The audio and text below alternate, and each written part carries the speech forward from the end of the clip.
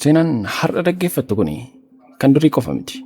Seenaa gaaffii har'a si gaafatudha.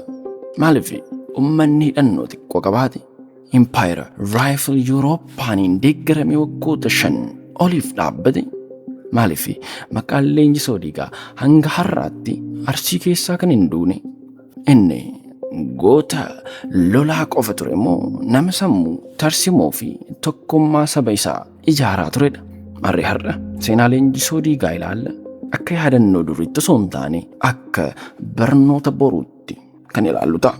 Turtii gaarii. Kun sagalee kitaabaati. Sagaleen kitaabaa keenya akkuma beekamu kitaabota gola adda addaarraa dubbise qindeessee miidhagsee kan isin biraan gahu yoo ta'u, seenaa kitaabaa kana keessattis seenaa duudhaa fi aadaalee wantoota barsiisoo ta'an hedduu ilaala. Eenyummaa Leenjisoo Diigaa nama dhalatee goota ta'edha. Leenjisoo Diigaan goota dhalate qofa miti. Inni nama rakkoo keessa dhalate, rakkoo keessatti ijaaramedha. Gosa koloobaa keessaa goota dhalate.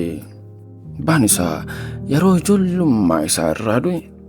Haati isaa Abeetaa kan gosa haadha isaa keessaa taate biratti guddate. Kun seenaa Arsii keessatti waan salphaa miti. Sabni Oromoo yeroo baay'ee abbaa irraa guddata. Kana jechuun Leenjisoon ijoollee laafaan turre. Dargaggoo rakkoo gaddaa fi dhiphina beekee guddate ture. Yeroo ijoollummaa isaa nyaata hin qabu ta'uu danda'a. Garuu seenaa aadaa fi eenyummaa isaan dhabne. Rakkoon kun nama cabuun taasifne, nama dhaabbatu, nama of amanu, nama uummata isaa duratti of kennu taasise. Qorattoonni seenaa kan akka Abbaas Haajii Ganamuu jedhaman Leenjisoon nama humna waraanaa qofaa osoo hin taane nama murtee qindoominaa fi sammuu siyaasaa qabu ture jedhu.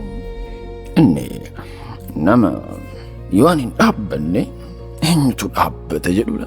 Maarree kabajamtoota daawwattoota keenya, rakkoon ati keessatti guddatte akkasi cabsumoo akkasi ijaaru filatte? Eenyummaa kee rakkoo sana keessatti argatte moo rakkoo sana keessatti dhabde?